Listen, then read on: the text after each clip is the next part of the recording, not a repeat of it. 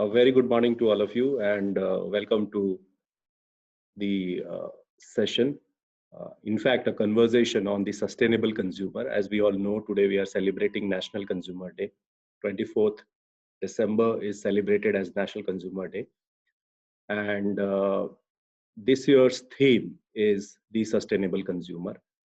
And we will be talking about some of these aspects as what do you understand, what do you mean by sustainable consumer, why we are so much focusing on sustainable consumer, and what is the the consumer rights movement about and how far it has reached so far. So let us have a look at it. You all must be aware about the slogan, the government slogan on Jago Grahak Jago, and a lot of initiatives taken in this regard already for educating the consumer. And we all are consumers. In fact, every one of us is a consumer, including the producer who produces. He himself is also a consumer. And the consumers are important from the market perspective, from the perspective of running up of the businesses, and the whole economy runs because of the consumers. But at the same time, there are certain rights of a consumer which is important to be looked at. If you don't look at the rights of the consumers, then probably there is a disservice which is done. And that is the reason that there is a need to look at the rights of the consumers. And exactly, if you look at the rights of the consumer, see and try to find out as to uh, why consumer rights are important, right? And there are several initiatives already taken by the government on consumer rights protection of the rights of the consumer. But what we are here talking about is the National Consumer Day today and why it is being celebrated. It is a not new concept, and we all began with the Consumer Day. In fact, if you will recollect, the history behind this goes to World Consumer Rights Day, and this is actually inspired by the President John F. Kennedy when he presented consumer bills of rights to the Congress. And his view was that it is very important to protect the consumer interest. And as I said, all of us are consumers, and all of us deserve the right to be protected against fraudulent or misleading advertisement and labels, the right to be protected against unsafe or worthless drugs and other products, and right to choose from a variety of products at competitive prices. And how this modern living has increased consumerism, and how it is important to make the consumer aware. This is something which has been talked about in the consumer rights bill, and this was somewhere 60s wherein he gave that. And thereafter there was a consumer movement which started, and UN came up with the guidelines on consumer. But this 15th March, the day on which this Consumer Bill of Rights was presented by John F. Kennedy, has been taken up by Consumers International as to be celebrated as World Consumer Rights Day, right? And every year there is a theme on which the Consumer Rights Day is celebrated. And it all started 2014. You can see it started with fix your phone, healthy diets, antibiotics off the menu, better digital world, making digital marketplaces fairer, trust smart products. And this year's theme is the sustainable consumer. And we are going to see what this sustainable consumer means. But let us try to have a look at a brief on the guidelines on consumer protection adopted by UN.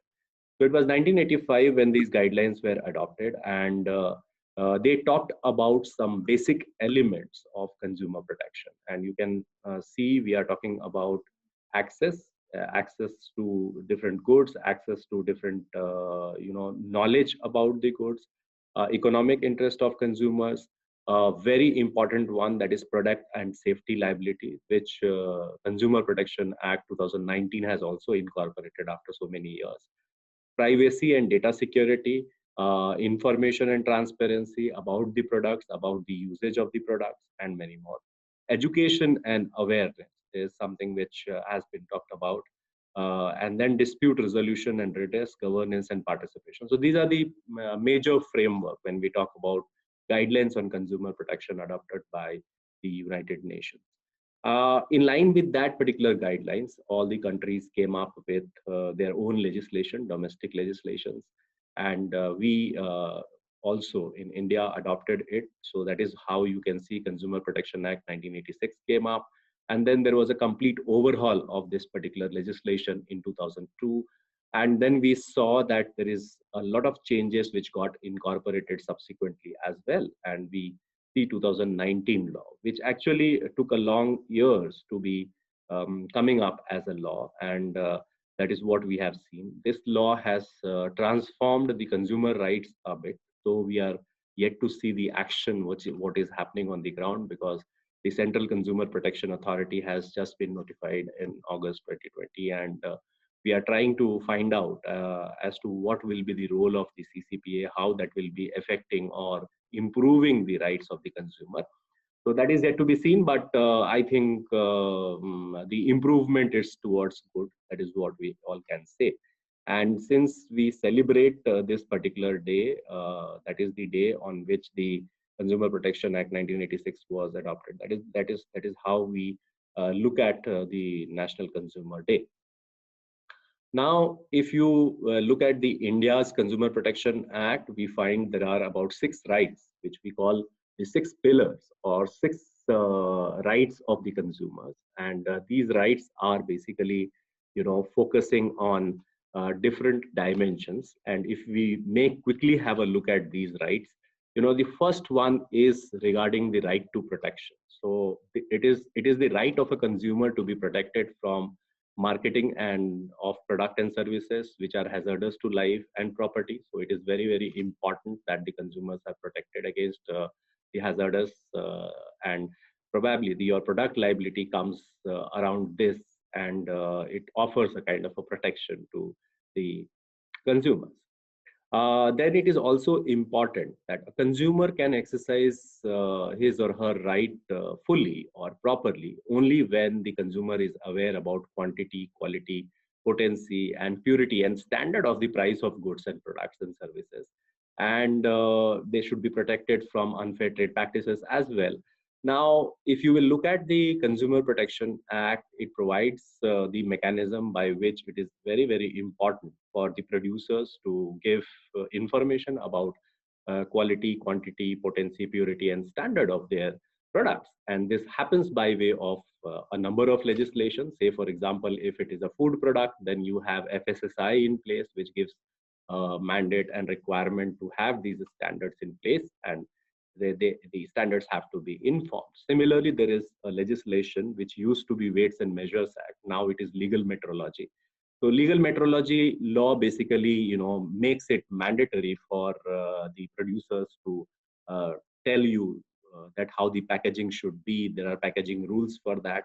How your weights and measures should be fully implemented. Why you should not give the lesser amount of product, how packaging should be done. So all these things are taken care of by those legislation. Even there are certain standards which are required to be maintained, and these standards, we have got a body called BIS, that is Bureau of Indian Standards, and that sets the standards for different products which the producers have to agree, and which the producers have to give to the consumer. So that is how that is ensured.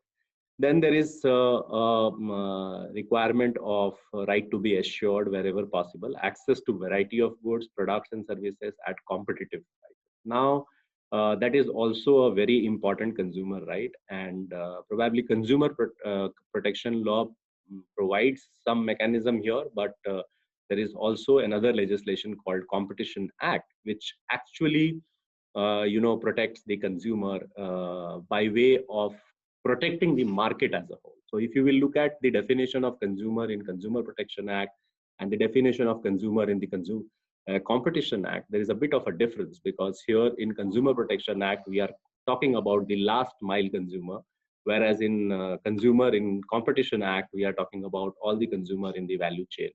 And that is the differentiation between the consumer in Competition Act and Consumer Protection Act. But ultimately it is providing an ecosystem where you want to protect the consumers, and the competition law also serves that purpose. The fourth right is relating to right to be heard and assured that consumer interest will receive due consideration at appropriate fora. So this is the reason that you will see that all kinds of products have now a compulsory requirement of providing a toll-free number, or maybe a number where grievance can be raised in relation to that product. And that is the mandate which is there from the Consumer Protection Act, and that is just to provide a mechanism to to be heard by the consumers.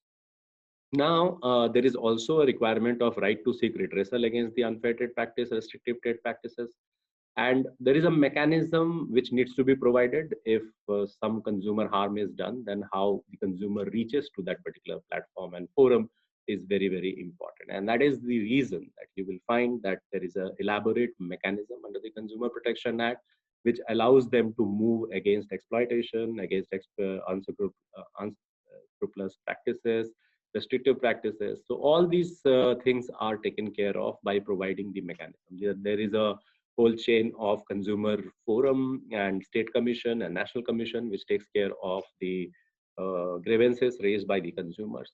And now there is a new addition to this particular mechanism is the Central Consumer Protection Authority. So today's session, I am not concentrating on Central Consumer Protection Authority.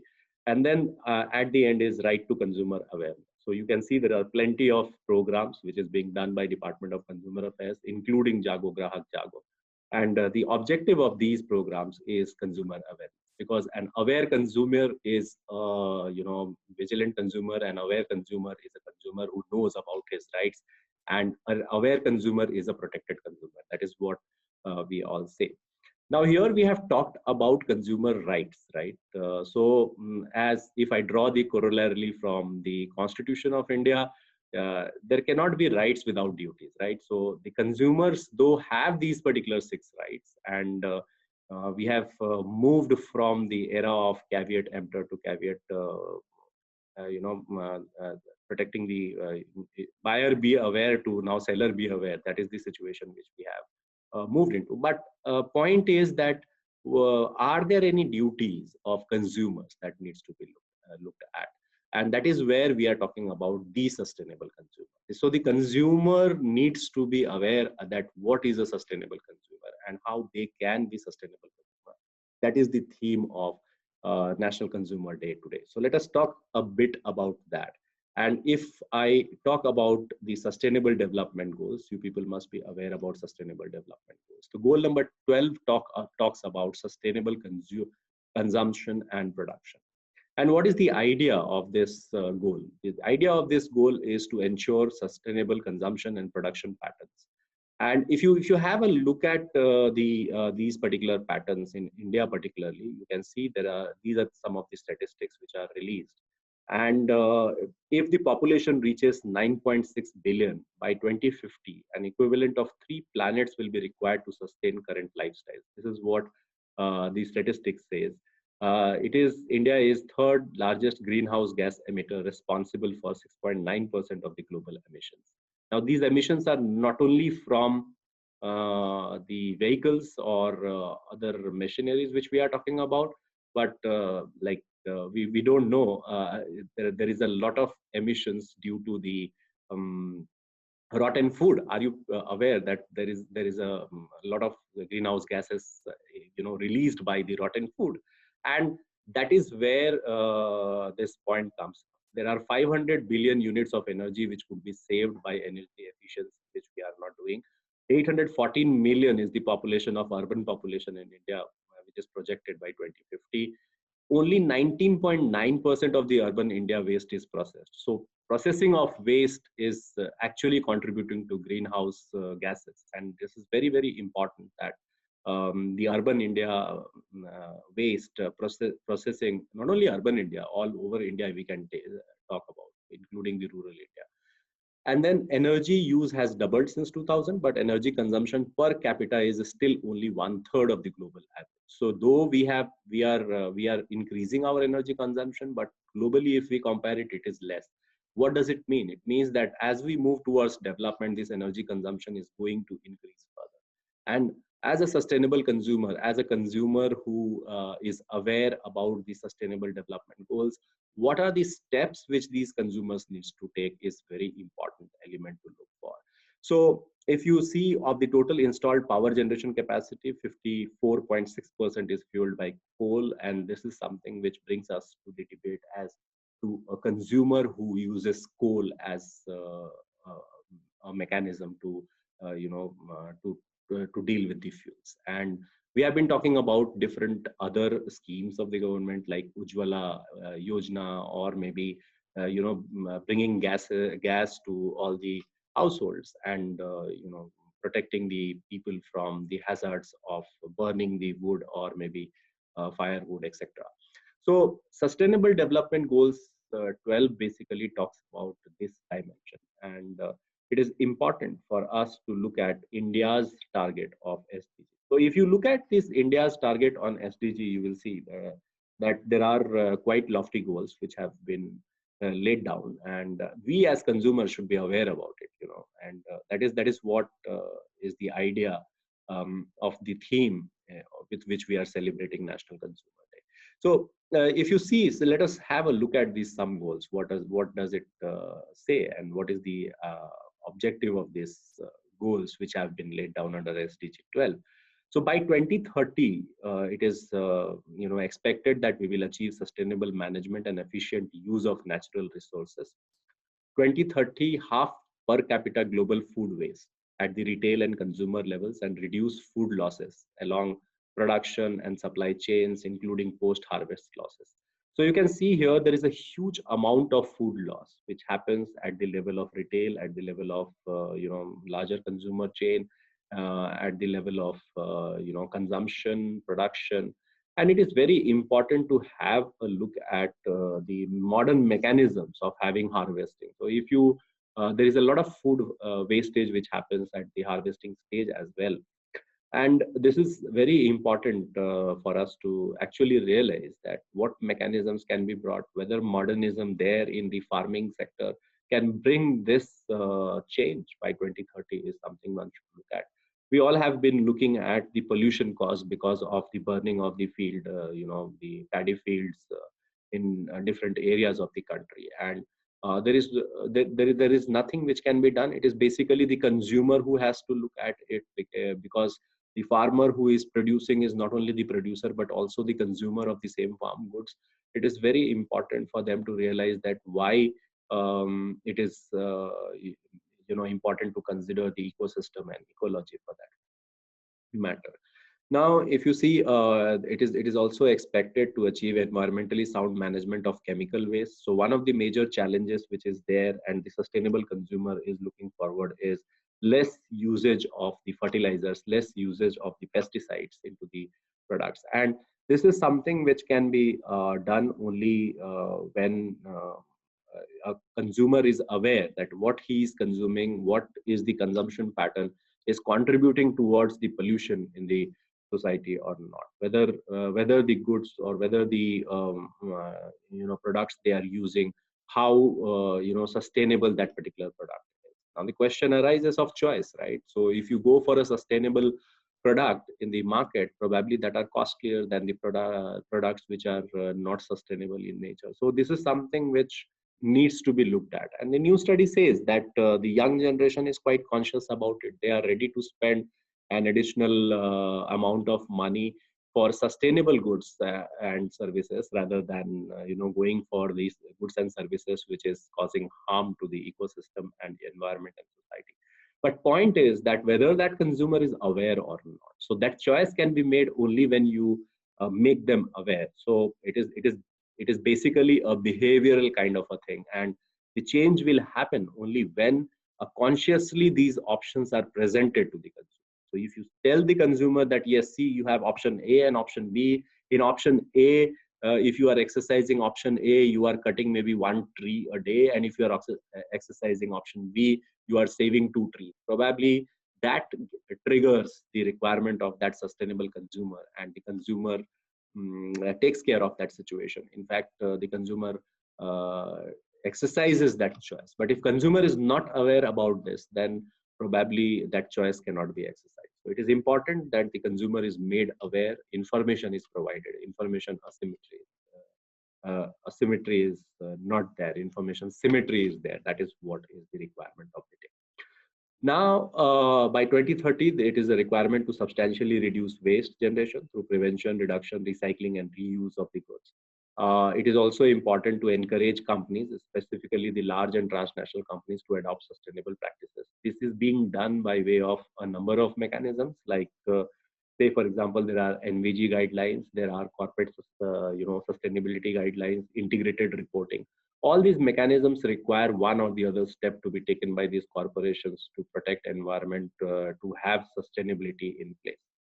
Now, if you see, there is also a requirement to give a thought to the public procurement practices. That one important challenge which we are facing is about subsidies. So if you see that subsidies actually increase a lot of wastage, if you are aware about this, because what happens is when you get subsidies, when you get products at a lesser cost than the market or maybe free, then probably wastage is more. So if and that is natural, quite, so if you get something free, you tend to waste it more. If you are spending money, then probably you are not wasting. And that is where we are talking about, that there needs to be some cap on free goods and services to be provided to people. And that is the reason that there is a debate which is going on around providing the direct benefit transfer rather than giving them free goods. So say, for example, if you are giving 3 kg rice to someone, probably if he doesn't need that rice, there will be wastage. I don't know if there is a wastage or they will be utilizing it somewhere.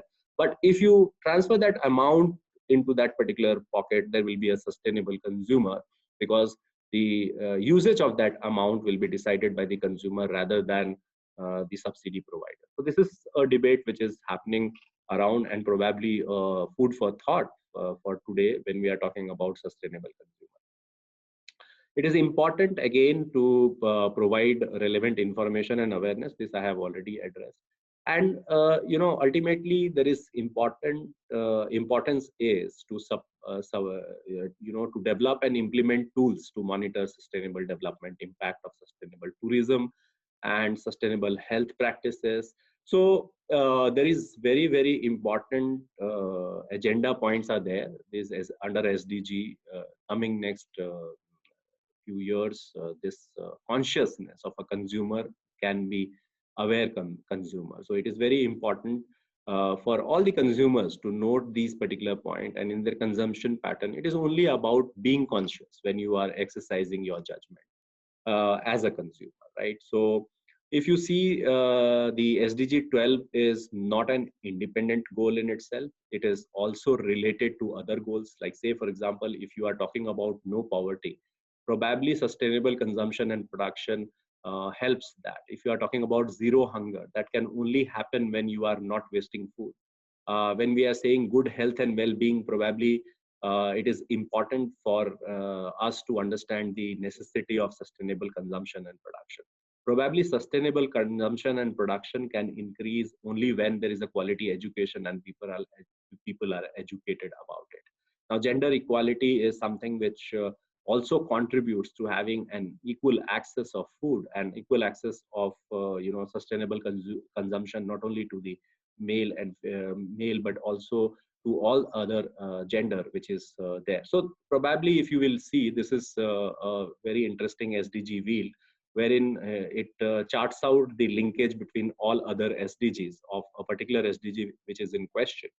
So you people can have a look at it. I just thought that how important it is, because it includes life on water, life below water, life on land, peace and justice, all climate action, sustainable communities. So everything is quite linked, and sustainable consumption and production is one of that important goal which needs to be looked at. Now, if you see what we can do as consumers, and when I started with 6 consumer rights, and now what we are trying to present here is that what are the consumer duties?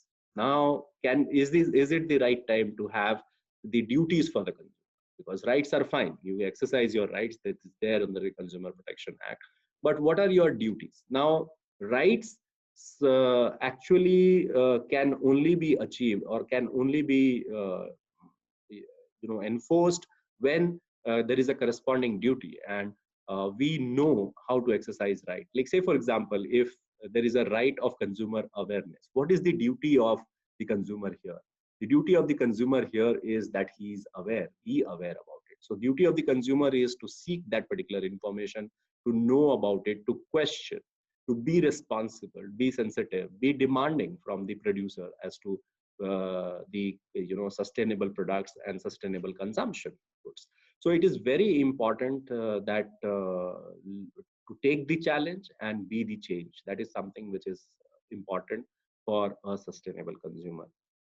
There was a huge campaign which came up by the government, was before you waste food, think about how many can be fed with it. And probably I think laws can only not help here. It is more so the resolve of the people and the awareness of the people will be the key to achieving these sustainable development goals. The sustainable consumer cannot be enforced. This is something which we have seen over the years, that if you try to enforce certain things, it is not possible. But a consciousness and awareness about the sustainable consumer can make the difference. So this is something which is the responsibility of we all citizens who are educated, who know what the sustainable consumer is, and probably take small steps. Now I am moving towards the last leg of my presentation, and it doesn't require a lot of efforts, or you don't have to move mountains to be the sustainable consumer. It is only small steps which can be taken over here. And UN has actually come up with an interesting, the lazy person's guide to saving the world, and it has got 3-4 steps in which you can take different steps. And probably there is this link you can follow and have a look at it. And that was quite an interesting document which I looked at. And it talks about, while sitting on your chair, how you can save electricity by just switching off the electricity which you are not using probably. So these are small things which makes the sustainable consumer. And sustainable consumer is a concept which emerges as a duty towards the consumer, because rights are fine, but again, if you are not a sustainable consumer, if you don't understand how your consumption pattern, how your consuming habits are affecting the public, how the or affecting the ecosystem of consumerism overall, probably nothing much can be done here. So it is important for each one of us as consumer to look at this dimension and be conscious in our choices as consumers as to what we are consuming, and how we are building up that particular pattern in the consumption. So are we going to the market and asking for a plastic bag to the shopkeeper, or we are carrying our own bags? This is something which goes to the root of the matter. So it is always said that the other parties should be the sustainable consumer, leave me alone. So this is something which has to go, and probably then only we can change this overall scenario of sustainable and sustainable consumerism which we are talking about. So this is what I had for you people today, and I wanted to have a brief discussion and conversation. So I see there are a few people in the room, and if there are any questions, please feel free to ask. I will be happy to answer them.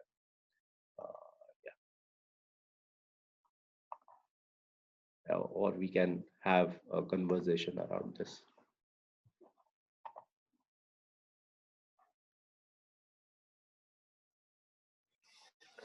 Hello, good morning, sir. Sir, Mehreen. Yeah, hi, Mehreen. How are you?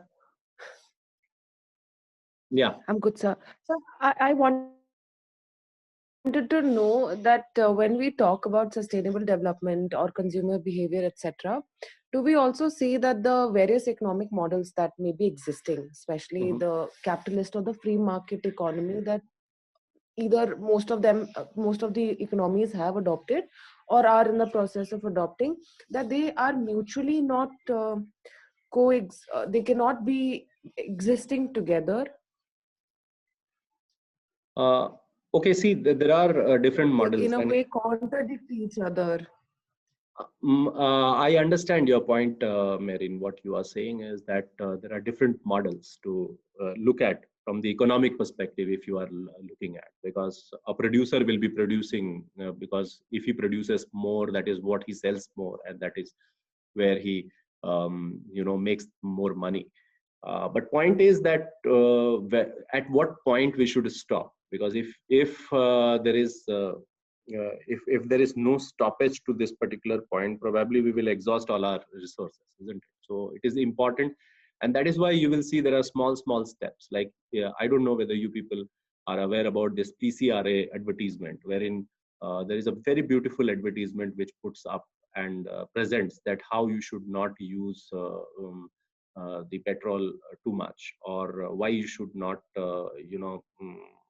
why you should save for the future generation. And that is what is the concept of sustainability actually, right? So it is not about the present generation, it is about the future generation. And definitely there will be conflicting interest always. So when we are saying about sustainable consumer, or we are saying about not using the products which use too much of an water or maybe too much of an electricity, or is an inefficient production process by which some products are coming, probably those products are cheaper, and that is why we are using it, right? And if that is affecting the environment, and we are using it because it is cheaper without being conscious about it, that it is harming the environment, probably a day will come when we don't have that particular environment at all. So I understand the choices are quite difficult, because it is not only about the cost, but it is also about the experience which you have with that particular product or service. So what is my point is that consciousness is important. So probably many a times people exercise this option by being conscious, then it is fine. But there are many times we are exercising this option without being conscious about it. So we don't know actually what that means and what it is. So what we are talking about here is that a consumer who is an aware consumer, and then he exercises, or he exercises the option of choosing a particular product which is maybe harmful to the environment, then one can think about it at a later point in time. But if probably the consumer is not aware at all as to what is happening, then probably we are not doing that consumer awareness rights. That is one of the rights of the consumer. We are not providing that to the consumer. So probably that right is being affected in that is what is my take. Probably I don't know whether I answered your question. If not, you can pose the question in a different way. Sir, I have a question. No, Good morning, sir. Yeah, please go ahead. Yeah. Sir, in the third consumer right, you said that the consumer has the right to access product at a competitive price. Then, Yes. sir, my opinion is that if the price is competitive in case of food materials, then the quality of the material may go down. So why this is included as a right? Because other things it's okay, the competition, it's healthy competition is good, but in case of the food market or the consumer section, then I think that if there is a lot of competition, then the quality may go down. So what's your take on that? Not necessarily, Arnav. So basically, if there is no competition, probably you will get the same quality product at a higher price. So innovation, see, when you have competition, probably there is competition on prices, there is competition on quality as well. So it is not only a price competition. This is a quality and innovation competition also. Just imagine the situation of food products. If you are talking about organic foods, we are saying, like, people buy organic foods even if they are costlier, right? And they look for a particular brand which will give them the original organic product. To say that price competition will lead to lesser quality product, I don't agree. Like, that gives option to the consumer again. So it depends that what consumer is trying to have a look at it, whether because nobody will buy a product without a quality. So Quality is the paramount consideration, and in equal quality, if you don't have competition, probably the prices will rise. Yeah. Right. Thank you, sir. Right. Any other questions? Probably seems people are quite busy. Yeah.